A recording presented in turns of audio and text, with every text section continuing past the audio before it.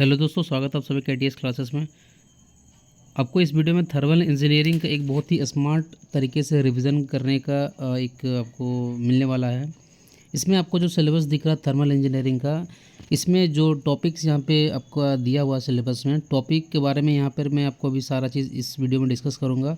और जो questions exam में पूछे जाते हैं वो सारा चीज़ मैं यहाँ पर डिस्कस करूँगा, ताकि ज़्यादा नहीं, बहुत ही कम टाइम अभी मैं लेने वाला हूँ। और इन सारे टॉपिक्स की एक आपकी ओवरव्यू हो जाएगी और आपका एक रिवीजन भी हो जाएगा कि इस टॉपिक से कैसे क्वेश्चंस आपके पूछे जाते हैं। ठीक है, तो मुझे लगा आपकी अब जो अभी एग्ज़ाम है 22 अप्रैल के आसपास का जो डेट निकला हुआ नोटिस, तो डेली बेसिस पे कुछ ना कुछ करवाया जाए, ताकि आपका जो टेक्निकल पोर्शन है वो आपका एक तरीके से रिवीजन भी होता रहे। और आप लोग तो अपने मतलब टेस्ट सीरीज़ जो हो गया, रिवीजन हो गया, वो आप लोग खुद अपना सेल्फ से कर ही रहे हो। ठीक है, तो चलिए हम लोग बात करते हैं थर्मल इंजीनियरिंग। तो इसमें थर्मल इंजीनियरिंग का जो पोर्शन है सिलेबस का, तो इसमें थर्मोडायनेमिक्स का पोर्शन है, हीट ट्रांसफ़र का पोर्शन है, आईसी इंजन का पोर्शन है, ठीक है, और आपका आरएसी का है। इसमें आपको जो है पावर प्लांट का देखने को नहीं मिलेगा। ठीक है, तो बात करते हैं कि थर्मोडायनेमिक्स का पोर्शन में बात करते हैं यहाँ पे लॉ ऑफ थर्मोडायनेमिक्स। देखो, मेनली हम लोग 3 तरह के थर्मोडायनेमिक्स लॉ पढ़ते हैं, एक zeroth law, first law, second law and third law. अब क्वेश्चन पूछा जाता है कि जीरोथ लॉ जो होता है ये क्या बोलता है कि कोई अगर बॉडी ए है, ठीक है, और ये अगर मान लो इस बॉडी से थर्मल इक्विलिब्रियम है, और कोई दूसरा बॉडी बी है, ये भी थर्मल इक्विलिब्रियम में है, तो ये दोनों आपस में थर्मल इक्विलिब्रियम में होंगे। मतलब जो टेम्परेचर मेजरमेंट का जो कंसेप्ट होता है वो किस लॉ से निकल के आता है? Zeroth law. यहाँ से क्वेश्चन पूछा जाता है कि बताइए कि टेम्परेचर मेजरमेंट का जो कंसेप्ट आता है वो किस लॉ से आता है? Zeroth law. यहाँ पे जो आपके थर्मोमीटर अलग अलग तरह के होते हैं, उसके हेल्प से हम लोग जो है आपका टेम्परेचर को मेजर करते हैं। और थर्मोमीटर में क्या होता है? थर्मोमेट्रिक प्रॉपर्टी होती है। जैसे मर्क्यूरी के केस में जो थर्मोमेट्रिक प्रॉपर्टी होती है वो उसकी लेंथ या तो वॉल्यूम होती है, जिसके कारण लेंथ और वॉल्यूम का जो मर्करी होता है उसका एक्सपेंशन के कारण हम लोग टेम्परेचर को मेजर कर पाते हैं। ठीक है, तो ये चीज़ हमें पता होना चाहिए। फर्स्ट लॉ क्या बात करता है? ये कंजर्वेशन ऑफ एनर्जी के बात करता है।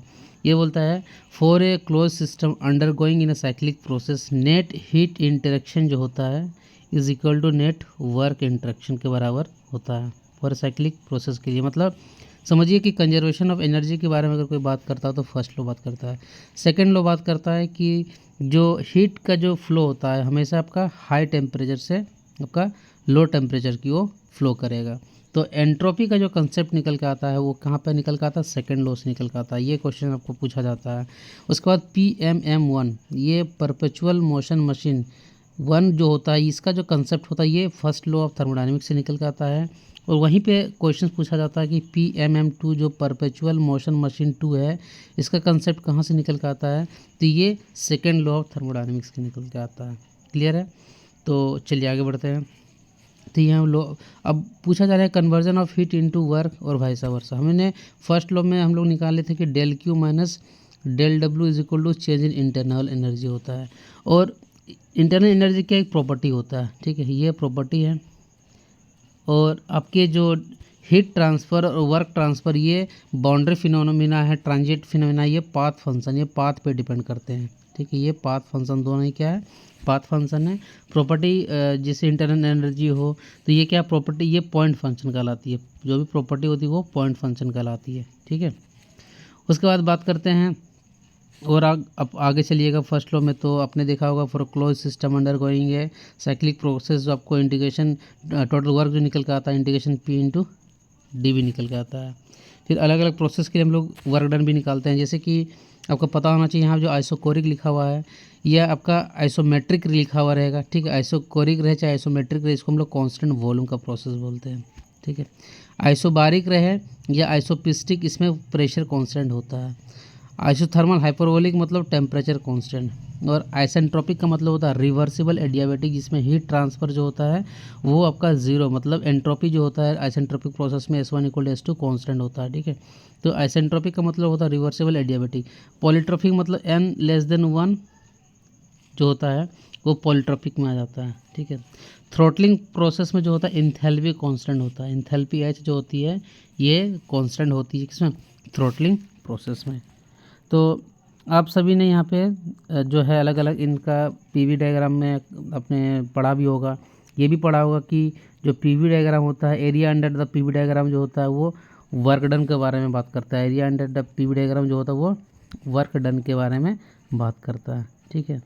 उसके बाद लॉ ऑफ परफेक्ट गैसेस, तो जो आइडियल गैस होता है, आइडियल गैस को हम लोग परफेक्ट गैस मान लेते हैं, जैसे बॉयल्स लॉ हो गया, ठीक है। बॉयल्स लॉ मतलब जिसमें टेम्परेचर कांस्टेंट होता है। जो आइडियल गैस का इक्वेशन होता है P V is equal to M R T, P equal to pressure, V equal to volume, equal to mass, R equal to characteristic gas constant, T equal to temperature. तो Boyle's law में पूछा जाता है क्या constant होता है, तो यहाँ पे टेम्परेचर कांस्टेंट होता है, ठीक है। चार्ल्स लॉ में पूछा जाएगा कि क्या कांस्टेंट होता है, तो चार्ल्स लॉ में आपका प्रेशर कांस्टेंट रहता है, ठीक है। और गैलुसेक्स लॉ जो होता है उसमें आपका वॉल्यूम कांस्टेंट होता है। तो ये आपके सारे क्या है ना, लॉ होते हैं परफेक्ट गैसेस के, अलग अलग तरह के लॉ आते हैं, ठीक है। तो उसके बाद इसमें डिटेल में तो यहाँ पे नहीं पूछा गया कि एंट्रोपी जो होता है, एंट्रोपी के बारे में। तो नॉर्मली एंट्रोपी जो होता है change in entropy equal to heat transfer बटे टेम्परेचर होता है, ठीक है। मतलब ये नॉर्मली डिपेंड करता है कि हीट ट्रांसफ़र अगर किसी सिस्टम से हो रहा है, ठीक है, तो एंट्रोपी मतलब किसी सिस्टम के अंदर अगर हीट ट्रांसफ़र आ रहा है तो बढ़ेगा, और रिजेक्शन हो रहा है तो एंट्रोपी घटेगी। तो एंट्रोपी मेनली होता है डिग्रेडेशन ऑफ एनर्जी होती है, ठीक है। एंट्रोपी जो होती है वो चीज़ आपका क्या होता है, डिग्रेडेशन ऑफ एनर्जी होता है। तो आप लोगों ने जीरोथ लॉ में मेजरमेंट ऑफ टेम्परेचर के बारे में पढ़ लिया। फर्स्ट लॉ आपका कंजर्वेशन ऑफ एनर्जी के बारे में बताता है। सेकंड लॉ बताता है कि हीट हमेशा हाई टेम्परेचर लो टेम्परेचर की ओर फ्लो करेगा, जिसमें केल्विन प्लांक्स और एक क्लॉसियस का स्टेटमेंट है, ठीक है। केल्विन प्लांक्स बोलता है कि it is impossible to construct है device which exchange heat with single reservoir, मतलब एक ऐसा मशीन बनाना इम्पॉसिबल है जो सिर्फ हीट का जो एक्सचेंज करेगा सिंगल रिजर्वायर से करेगा और आपको वर्क दे देगा, ठीक है। नहीं, कुछ हीट का रिजेक्शन भी होना चाहिए तभी जाके ये पॉसिबल है। और क्लॉसियस स्टेटमेंट कहता है कि it is impossible to construct device to transfer heat from lower temperature to high temperature without any work input. मतलब जब तक हम लोग बाहर से कोई अगर वर्क इनपुट नहीं देंगे तब तक हम लोग जो है हीट का ट्रांसफ़र लो टेम्परेचर से हाई टेम्परेचर की ओर नहीं करवा सकते, क्योंकि आपका नेचर कहता है कि हमेशा हीट का जो फ्लो होता है वो higher temperature to lower temperature होता है। तो ये दो आपके निकल के आए थे क्लॉसियस का और प्लांक्स का जो स्टेटमेंट ये सेकंड लॉ में होता है, ठीक है। और PMM2 जो होता है ये आपका कहाँ मिलेगा, सेकंड लॉ में मिलेगा। PMM1 जो होता है ये फर्स्ट लॉ में मिलेगा। और अगर हम लोग कुछ चीज़ें इसमें बात करें तो आपको पता है कि del Q minus del W is equal to D हो गया। यहाँ पे अलग अलग जब आप वर्क डन निकालते इस फॉर्मूला से integration P into D V, ठीक है। तो कांस्टेंट वॉल्यूम के केस में वर्क डन क्या होता है, जीरो हो जाता है। और जब कांस्टेंट प्रेशर के केस में P V2 माइनस V1 आ जाता है, ठीक है। और अगर यही चीज़ अगर आपका कांस्टेंट टेम्परेचर के केस में हीट ट्रांसफ़र निकालते हैं तो P1 V1, ठीक है, P1 V1 ln P1 by P2, ठीक है। ये कांस्टेंट टेम्परेचर केस में आपका हीट ट्रांसफ़र वर्क डन निकल के आता है। एडियाबैटिक प्रोसेस के केस में क्या होता है, P1 V1 minus P2 V2 upon gamma minus 1। Gamma क्या होता है, ये स्पेसिफिक हीट का ratio CP by CB is equal to gamma होता है। CP मतलब specific heat at constant pressure, CB होता है specific heat at constant volume. तो स्पेसिफिक हीट जो होता है कांस्टेंट एयर की अगर बात करें तो ये 1.005, ठीक है। इसकी यूनिट जो होती है क्या होती है, किलो जूल पर केजी पर केल्विन। CB होता है 0.718 किलो जूल पर केजी पर केल्विन। ये CP किसके केस में बता रहे हैं हम, आपका जो एयर के केस में है। और गामा इज इक्वल टू 1.4 लेते हैं हम लोग क्या, एयर के केस में, ठीक है। तो gamma equal to 1.4 adiabatic process जो होता है वहाँ पर गामा का जो वैल्यू होता है ये 1.4 आपका लेके चलते हैं। फिर हम लोगों ने देखा कि जो हीट ट्रांसफ़र होता है ना, हीट ट्रांसफ़र, तो हीट ट्रांसफ़र हम लोग एडियाबैटिक प्रोसेस में जो होता है, एडियाबैटिक प्रोसेस के केस में जो हीट ट्रांसफ़र हम लोग लेते हैं वो कितना लेते हैं, ज़ीरो। और कांस्टेंट प्रेशर के केस में जो हीट ट्रांसफ़र निकल के आता है वो चेंज इन एंथैल्पी के बराबर होता है। और कांस्टेंट वॉल्यूम के केस में हीट ट्रांसफ़र जो होता है ना वो आपका चेंज इन इंटरनल एनर्जी के बराबर होता है। ये चीज़ आप लोगों ने पढ़ा होगा कि चेंज इन एंथैल्पी बराबर कांस्टेंट प्रेशर के केस में हीट ट्रांसफ़र कितना लिखते हैं, mCp डेल्टा टी, CP ले लेना है। और कांस्टेंट वॉल्यूम के केस में mCv डेल्टा टी, ये हीट ट्रांसफ़र हो जाएगा, ठीक है। तो यही चेंज इन इंटरनल एनर्जी हो जाएगा, क्लियर है। तो ये चीज़ आप लोगों ने पढ़ा होगा। तो PV⁻K इक्वल टू कॉन्स्टेंट अगर आता है तो अगर इसमें अलग अलग केस निकल के आता है कि कांस्टेंट, जैसे कि आपने देखा कि यहाँ पे आपका आइसोकोरिक था, मतलब PV⁻K के इक्वल टू कॉन्स्टेंट को अगर हमको आइसोकोरिक या आइसोमेट्रिक या कॉन्स्टेंट वॉल्यूम का केस बनाना है तो के क्या होना चाहिए, नहीं ये इन्फिनिटी होना चाहिए। इन्फिनिटी का मतलब क्या होता है 1/0, ये आपका 1/0 होना चाहिए। तो यहाँ पे आपका वॉल्यूम जो होता है ये आपका कांस्टेंट निकल के आएगा, ठीक है। तो उसके बाद आइसोबैरिक के केस में नॉर्मल सी बात है, तो के आपका के का जो वैल्यू यहाँ पे ये आपको क्या रखना, अलग अलग रखना है। आइसोथर्मल का केस में आपको अलग रखना है। आइसेंट्रोपिक के केस में नॉर्मली आपका 1.4 रख दोगे तो आपका काम चल जाएगा। क्लियर है। तो ये सब सारा चीज़ आपने थर्मोडायनेमिक्स से पढ़ा होगा। तो उसके बाद बात करते हैं थ्रॉटलिंग में आपका जो इंथैल्पी मैंने बताया कांस्टेंट होता है। अब मोड ऑफ हीट ट्रांसफ़र, ठीक है, मैंने क्या बोला कि एक बार क्विक रिवीजन हो रहा है। मोड ऑफ हीट ट्रांसफ़र हम लोगों ने एक बात करें तो ये 3 तरह के होते हैं, कंडक्टिव, कन्वेक्टिव, ठीक है, और आपका एक रेडिएशन से होता है हीट ट्रांसफ़र। तो दो हीट ट्रांसफ़र में जो होती है हमें मीडियम की आवश्यकता होती है। इन दोनों में जो होती है मीडियम की आवश्यकता होती है। इनमें बिना मीडियम के में आपका हीट ट्रांसफ़र क्या पॉसिबल नहीं है। तो यहाँ पे मीडियम चाहिए। अगर सॉलिड में है, सॉलिड मॉलिक्यूल के बीच में अगर हीट ट्रांसफ़र हो रहा था कंडक्शन, और कन्वेक्शन जो होता है ये आपका फ्लूइड में आपका लिक्विड भी आ जाता है, गैसेस के केस में भी आ जाता है, तो उसको हम लोग कन्वेक्टिव हीट ट्रांसफ़र बोलते हैं। रेडिएशन जो होता है इसमें नो मीडियम, मतलब निर्वात वैक्यूम में भी जो होता है ये आपका हीट का ट्रांसफ़र हो जाता है। जैसे सन से जो रेडिएशन आती है ना, तो ये रेडिएटिव हीट ट्रांसफ़र होता है, उसमें इसको कोई मीडियम की आवश्यकता नहीं होती है। जो सन से आपका हीट का ट्रांसफ़र हो रहा है रेडिएशन के थ्रू। क्लियर है। तो कंडक्शन हीट ट्रांसफ़र आपको मिलता है फोरियर्स लॉ, जिसमें आपने हीट ट्रांसफ़र देखा होगा, आप लोग निकालते हो के dt/dx, ठीक है, जहाँ पे के क्या थर्मल कंडक्टिविटी है, ठीक है। तो थर्मल कंडक्टिविटी हो गया, ये एरिया हो गया, dt change in temperature, dx equal to जो होता है जो थिकनेस स्लैब रहेगा या कुछ भी अलग अलग रहता है। कन्वेक्टिव हीट ट्रांसफ़र आपने देखा होगा न्यूटन्स लॉ जो होता है HA/Ts - T इन्फिनिटी, जहाँ पे आपका H हो गया कन्वेक्टिव हीट ट्रांसफ़र कोफिशिएंट, ठीक है। तो और ये आपका A epsilon sigma T1⁻⁴ minus T2⁻⁴, ये आपको यहाँ से मिलता है। और यहाँ पे जो आपका एक बोल्ट्जमैन कांस्टेंट लिया जाता है ना, तो उसका जो यूनिट होता है वाट पर मीटर स्क्वायर Kelvin⁻⁴, ये पूछा जाता है, ठीक है। और यहाँ पे जैसे कि हीट ट्रांसफ़र आपका अगर हम लोग बात करें के dt/dx जो है, तो L/K करके जो टर्म आता है ये कंडक्शन हीट ट्रांसफ़र का क्या है, heat transfer coefficient L/K। 1/HA जो होता है ये कन्वेक्टिव हीट ट्रांसफ़र कोफिशिएंट होता है। क्लियर है। तो ये चीज़ आपको पता होना चाहिए। तो ये एक छोटा सा आपको एक मैंने ओवरव्यू यहाँ पे दे दिया, कंडक्शन, कन्वेक्शन और आपका जो रेडिएशन हीट ट्रांसफ़र जो होता है, ठीक है। और बात करते हैं अगला, यहाँ पे आगे बात करेंगे एयर स्टैंडर्ड साइकिल।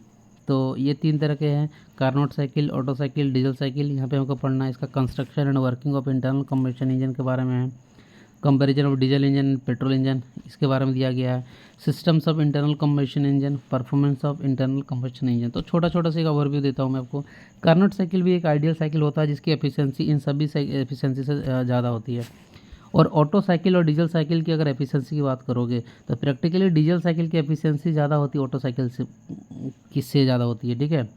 तो मतलब ऑटो साइकिल की जो होती है लेस देन होती है डीजल साइकिल से प्रैक्टिकल। लेकिन अगर compression ratio R equal to अगर 1 हो जाता है तो सिर्फ यही एक ऐसा केस बनता है जहाँ पे ऑटो साइकिल की जो एफिशिएंसी होती है वो ज़्यादा हो जाती है कि डीजल साइकिल की जो एफिशिएंसी होती है। क्लियर है।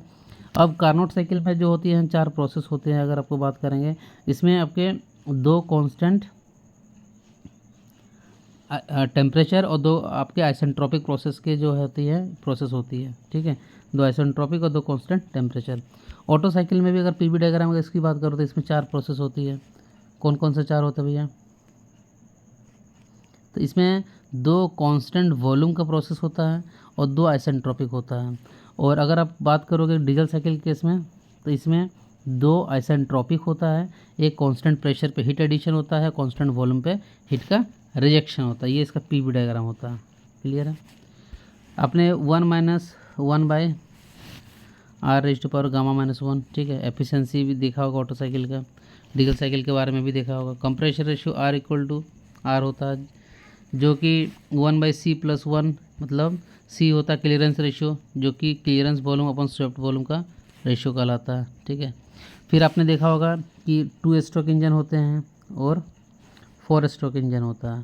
तो टू स्ट्रोक में जो होती है पावर जो हमें मिलती है एक साइकिल में मिलता है, मतलब इसमें जो आपका सक्शन, उसके बाद आपका कंप्रेशन, पावर स्ट्रोक और एग्जॉस्ट स्ट्रोक जो होता है क्रैंक शाफ्ट के एक रिवोल्यूशन में हो जाता है। वही 4 स्ट्रोक में जो होता है क्रैंक शाफ्ट के 2 रिवोल्यूशन में ये 4 प्रोसेस होते हैं। मतलब यहाँ पे जो हमें पावर मिलता है आपका 4 स्ट्रोक में, तो वो क्रैंक शाफ्ट के 2 रोटेशन से मिलता है, ठीक है। तो 2 स्ट्रोक में जो पावर प्रोड्यूस करने की जो क्षमता होती है वो ज़्यादा होती है, लेकिन एफिशिएंसी किसकी ज़्यादा होती है, वो 4 स्ट्रोक की होती है। क्लियर है, ये चीज़ आपको पता होना चाहिए। तो उसका यही कंपैरिजन वगैरह के बारे में बात करता है। फिर हम लोग यहाँ पे आप लोग नॉकिंग और डेटोनेशन के बारे में टर्म पढ़े होंगे, ठीक है। कि अगर मान लो ये यहाँ पे इनलेट वॉल, एग्जॉस्ट वॉल यहाँ पे आपका हो गया, स्पार्क प्लग, पिस्टन हो गया, कनेक्टिंग रोड, उसका यहाँ पे ये आपका क्रैंक, और यहाँ पे क्रैंक शाफ्ट हो गया, ठीक है। तो ये टॉप डेड सेंटर, ये बॉटम डेड सेंटर होता है। पिस्टन जो टॉप और बॉटम के बीच में मूव करता है उसको हम लोग स्ट्रोक बोलते हैं, ठीक है। तो 4 स्ट्रोक और 2 स्ट्रोक के बारे में भी समझ में आपका आ गया। बस एक आपको छोटा सा यहाँ पे ओवरव्यू मैं देने जा रहा था। उसके बाद यहाँ पे air compressor, their cycles, refrigeration cycle, principle और रेफ्रिजरेशन प्लांट, इसमें बहुत डिटेल सा चीज़ें होती है। लेकिन आपने एक VCRS आपको पता होना चाहिए, वेपर कंप्रेशन रेफ्रिजरेशन सिस्टम जो होता है, जो आपने पढ़ा होगा, ठीक है। तो ये चीज़ें जो है पता होना चाहिए आपको। बस इवेपोरेटर हो गया, यहाँ पे कंप्रेशर हो गया, यहाँ पे कंडेंसर हो गया, और यहाँ पे आपका थ्रोटलिंग डिवाइस होता है, ठीक है। उसके बाद इसमें रेफ्रिजरेंट क्या होता है, कौन कौन से तरह के रेफ्रिजरेंट होते हैं, ये आपको अपने यहाँ पे पढ़ा होगा। और VCRS के बाद यहाँ पे आप लोगों ने कार्नोट साइकिल के बारे में भी पढ़ा होगा। यहाँ पे जितने भी साइकिल्स आपके रेफ्रिजरेशन में मिलेगी एंटी क्लॉकवाइज में मिलेंगे, मतलब ये वर्क प्रोड्यूसिंग नहीं होते, वर्क कंज्यूमिंग वाले होते हैं। और जितने भी क्लॉकवाइज डायमेंशन में आपको जैसे थर्मोडायनेमिक्स में पढ़ा होगा या IC इंजन में पढ़ा होगा, तो वहाँ वर्क प्रोड्यूसिंग साइकिल होता है, ठीक है। तो ये चीज़ें यहाँ पे कॉमन है। बस मैं ज़्यादा टाइम नहीं लूँगा, तो ये एक छोटा सा टाइम में आपको जो है कुछ यहाँ पे पॉइंट्स जो होता है इन सारे थर्मल इंजीनियरिंग का जो है मैंने बताने का जो है कोशिश किया हूँ, ठीक है। चलो फिर मिलते हैं किसी नेक्स्ट वीडियो में। So guys, thanks for watching this video.